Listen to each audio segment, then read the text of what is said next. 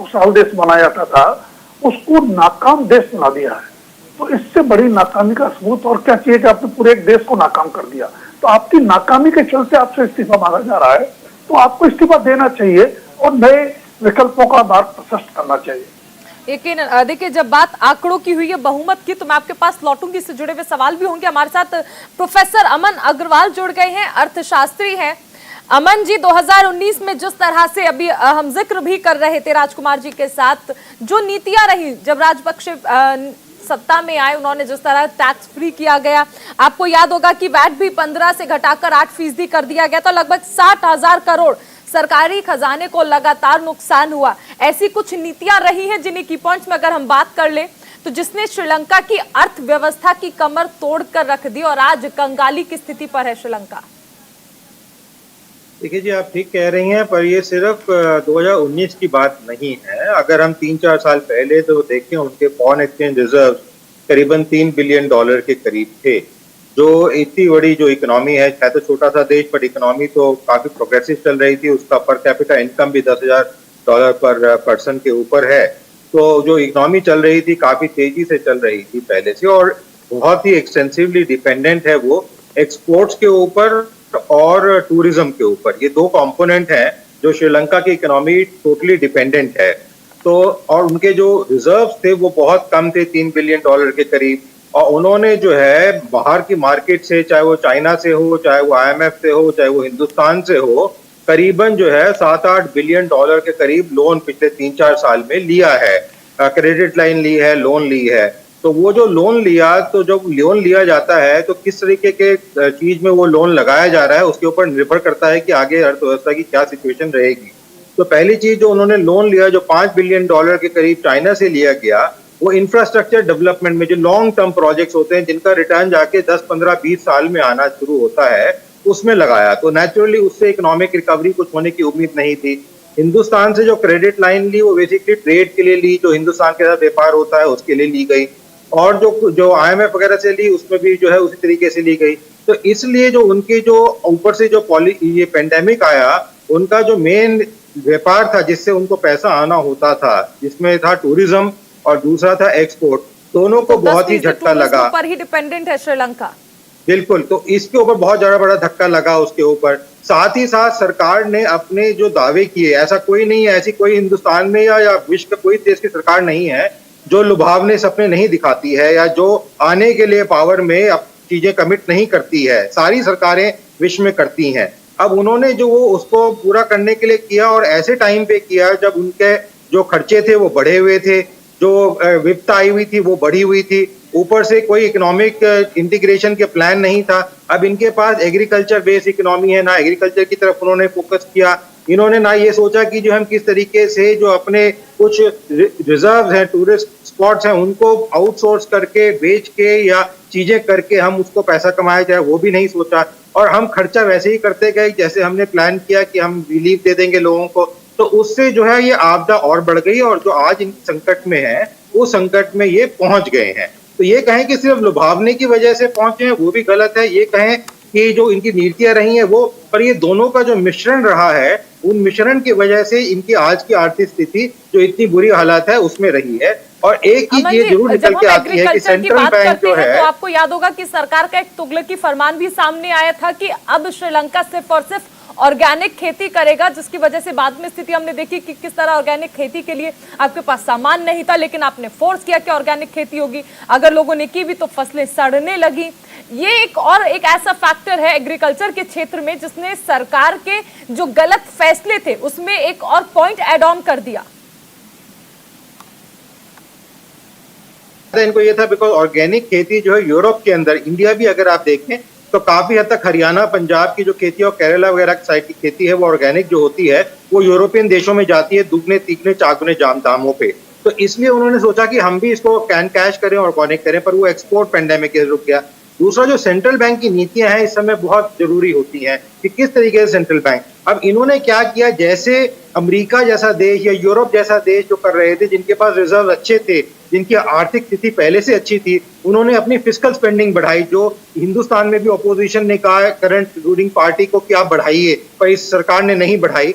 पर इन्होंने क्या किया, वो बढ़ाई, अपनी जीडीपी से 2 गुनी कर दी। तो वो जो फिस्कल स्पेंडिंग इन्होंने बढ़ाई, जब आपके पास पैसा ही नहीं है और आप लोन लेके इस तरीके के मिठाइयां बांट रहे हैं, तो ये तो भी तो उससे देखिए तो कि आपको घाटा ही चीन होना से है। जब आपने ये कहा कि आप ऑर्गेनिक खेती करेंगे तो चीन से घटिया सामग्री जो थी खाद की वो भी ले ली कि एक तो आप चीन से पहले ही कर्ज में दबे हुए थे, उसके बाद आप घटिया सामग्री खरीद रहे हैं, जिसके बाद जो फसलों की अगर थोड़ी बहुत हम उम्मीद करते कि शायद फसलें अच्छी हो सकती थी तो वो भी खराब हो गई।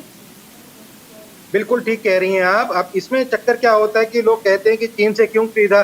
जब भी कोई एजेंसी या कोई देश पैसा देता है, लोन देता है, तो वो कुछ कंडीशंस उसके साथ रखता है। इवन बड़ी बड़ी जो एजेंसीज होती हैं, चाहे वो OECD हो, IMF हो, वर्ल्ड बैंक हो, जब ये पैसा देते हैं, जैसे अगर ये IMF के पास जाते हैं रिलीफ के लिए, तो हो सकता है IMF इनको पैसा दे, फिर इनके ऊपर कड़ी निगरानी रखेगी, इनको कहेगी कि आप ऐसे ऐसे करिए।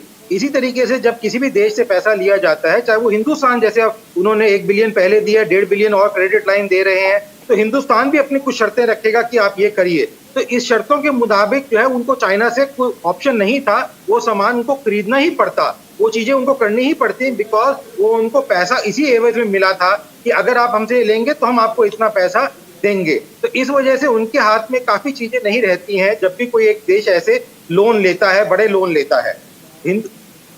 और चाहे वो अंतर्राष्ट्रीय एजेंसी हो, चाहे वर्ल्ड बैंक हो, OECD हो, उनसे भी लिया जाए तो उनसे भी देखा गया है कि ऐसी कंडीशंस दी जाती हैं। ADB हो, ADB जैसी एजेंसी है, और आज के समय में उनके पास यही चाह रहा है कि एक तो कंट्रोल करके, जैसे US फेड ने पावेल को इंस्टॉल किया कि सेंट्रल बैंक को कंट्रोल किया जाए, ये देखे सेंट्रल बैंक को उनको कोई ऐसा ही अधिकारी चाहिए जो कंट्रोल करे, मॉनेटरी फिस्कल पॉलिसी को कंट्रोल करे। दूसरा उनको चाहिए कि अब उनको थोड़ा कर्ज लेना ही पड़ेगा, चाहे वो अपने, जैसे ग्रीस ने अपनी चीजें बेची थी, ऐसे कुछ चीजें बेच के, या अपने जो होटल्स हैं, रिजॉर्ट्स हैं, उनको लॉन्ग टर्म कॉन्ट्रैक्ट पे दे के बेच के कुछ पैसा ले, ताकि एक आम आदमी जो है, आम जनता जो है, उसको थोड़ी रिलीफ मिल सके। जब तक आप रिलीफ नहीं मिलेगी तो आप इससे आगे नहीं निकल पाएंगे। तो जनता वही राहत ढूंढ भी रही है, देखिए वही राहत है जो जनता ढूंढ रही है। और ऐसे में राजपक्षे परिवार के खिलाफ जो नाराजगी है वो हम सड़कों पर भी देख रहे हैं। राजकुमार जी, ये नाराजगी जो है ये सड़कों पर नजर आ रही है, जिस तरह हम और आप चर्चा भी कर रहे थे, लेकिन राजपक्षे जी का जो बयान है ये कहना कि 113 का बहुमत आप साबित कर दें तो मैं इस्तीफा दूंगा। ऐसे वक्त में आप नैतिक जिम्मेदारी नहीं ले रहे हैं कि एक देश को आपने किस कगार पर लाकर खड़ा कर दिया। आप यहाँ पर भी ये चाह रहे हैं कि राजनीति हो, आंकड़े साबित किए जाएं, आप जनता के सामने पूरी तरह से फेल हो गए हैं। देखिए, एक तो हमें ये मानना पड़ेगा कि श्रीलंका का जो संकट है वो सिर्फ इस सरकार के देन नहीं है। लगातार सरकारों ने जिस तरह की आर्थिक नीतियां अपनाई हैं उसका ये नतीजा है। राजपक्षे सरकार की जिम्मेदारी इसलिए ज्यादा है कि 2019 में सत्ता में आने के लिए उन्होंने जिस तरह के वायदे किए और उन वायदों पर बिना स्थितियों का आकलन किए, भावी परिस्थितियों का विश्लेषण किए अमल भी किया। अभी प्रोफेसर अमन अग्रवाल कह रहे थे कि उन्होंने वायदे किए, सारे लोग वायदे करते हैं, पूरे भी किए, लेकिन वायदे करना अच्छी बात है, वायदे कितने वाइबल हैं वो देखना आपकी जिम्मेदारी। वायदे कब और कैसे पूरे करने हैं वो तय करना भी सरकार की जिम्मेदारी।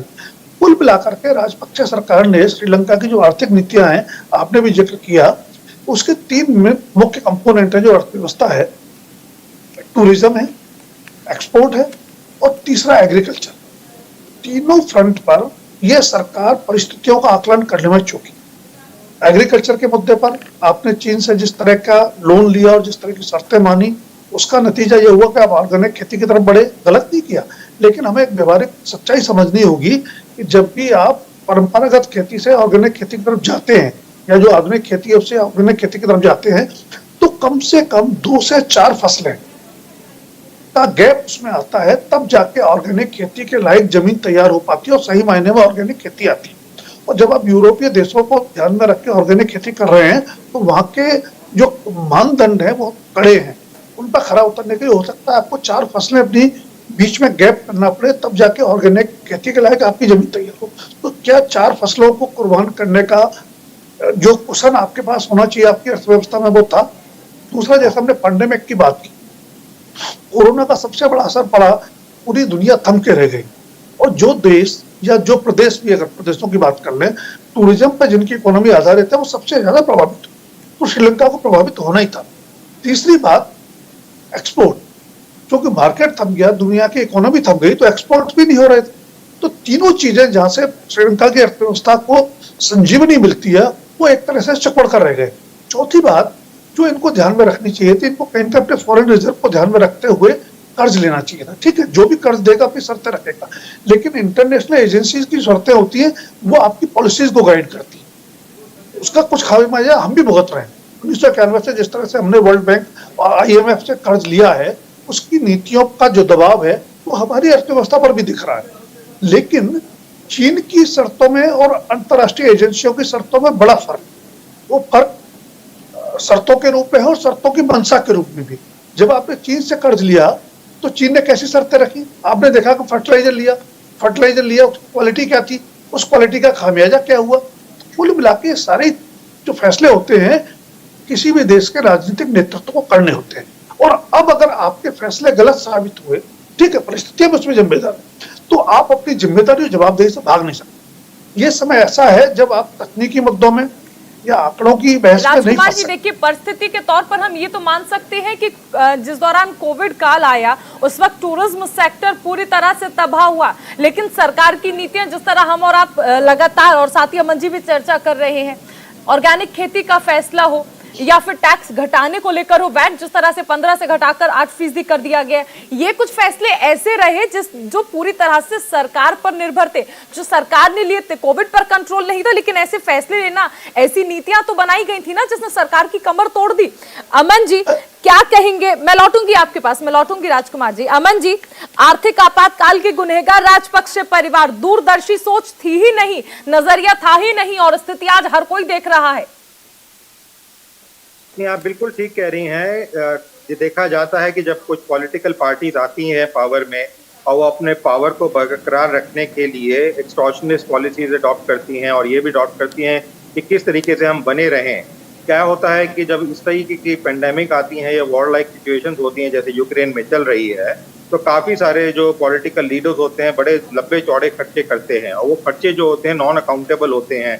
उन खर्चों का कोई हिसाब किताब नहीं होता है, उसमें कितना खर्चा असली में हुआ और या कितना खर्चा असली में नहीं हुआ उसका भी कोई मापदंड नहीं होता है। बिकॉज कोई भी एजेंसी जो सरकारी एजेंसी होती है इस टाइम के पीरियड के खर्चे को इवैल्यूएट नहीं करती है, एग्जामिन नहीं करती है, तो इसलिए जो है उल्टे सीधे खर्चे किए जाते हैं, खर्चों में पैसा बनाया जाता है, चाहे वो डेवलप्ड कंट्री हो चाहे वो डेवलपिंग कंट्री हो श्रीलंका जैसा, तो सबके अंदर ये प्रॉब्लम आती है। और यहाँ पे एक मार्गदर्शिता होनी जरूरी थी, जब उनको देखना था कि जब उनके रिजर्व $7.5 बिलियन से घट के 2 साल के अंदर ही $3 बिलियन हो गए और उससे पहले भी घटते जा रहे थे, और उनकी ऑर्गेनिक फार्मिंग रिजल्ट नहीं ला रही है जो रिजल्ट आना चाहिए, और पेंडेमिक आया हुआ है, तो इनको मदद रखते हुए ये देखना जरूरी था कि एक तो हमारे साथ कौन सपोर्ट रहेगा।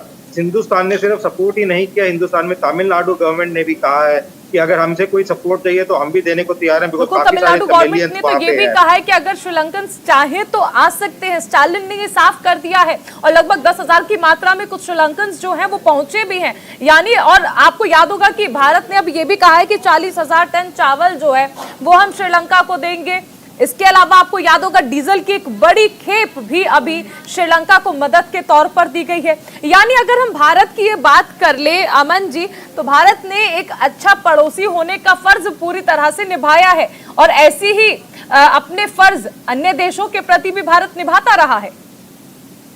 इसमें 2-3 चीजें मैं कहना चाहूंगा। पहली बात, हिंदुस्तान ने करीबन $55 बिलियन आसपास के देशों को कर्ज दे रखा है, अलग अलग देशों को, और हमने पाकिस्तान, जबकि हमारी लड़ाई होती है पाकिस्तान को, उसको भी काफ़ी हद तक रिलीफ दी है, चाहे वो अर्थक्वेक आया हो चाहे वो कोई फेमिन आई हो, वहाँ पे भी रिलीफ पहुँचाई है।